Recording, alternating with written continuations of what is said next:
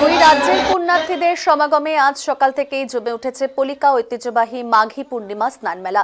তুফানগঞ্জ 2 নম্বর ব্লকের মহিষকুচি 1 নম্বর গ্রাম পঞ্চায়েতের ঐতিহ্যবাহী এই পলিকা স্নান মেলায় শনিবার রাত থেকেই কালী পুজোকে কেন্দ্র করে রবিবার ভোর থেকে পলিকা বিলের চারিদিকে কিন্তু শুরু হয়েছে স্নান মেলা বলে জানা গেছে।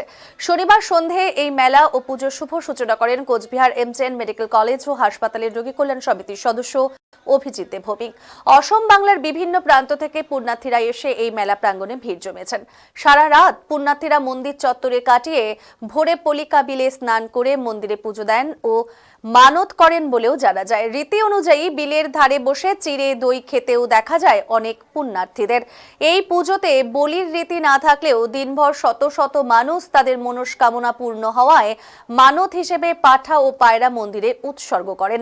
এমনকি প্রচুর পরিমাণে সোনা ও রূপোর গহনার পাশাপাশি সন্দেশ ও বাতাসা মানত হিসেবেও মন্দিরে দান করেন পুণ্যার্থীরা।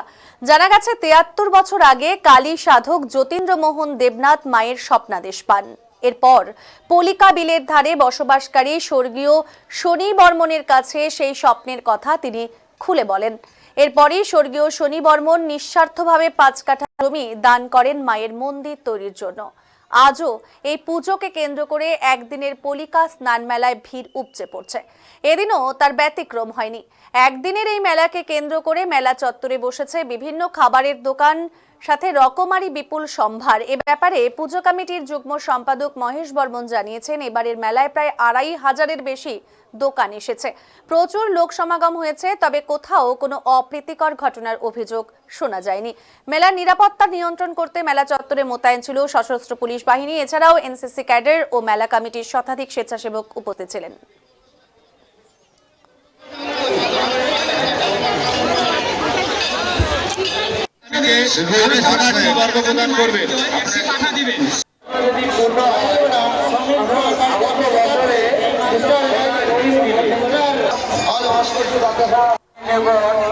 প্রদান করবেন তার মনে পূর্ণ আমরা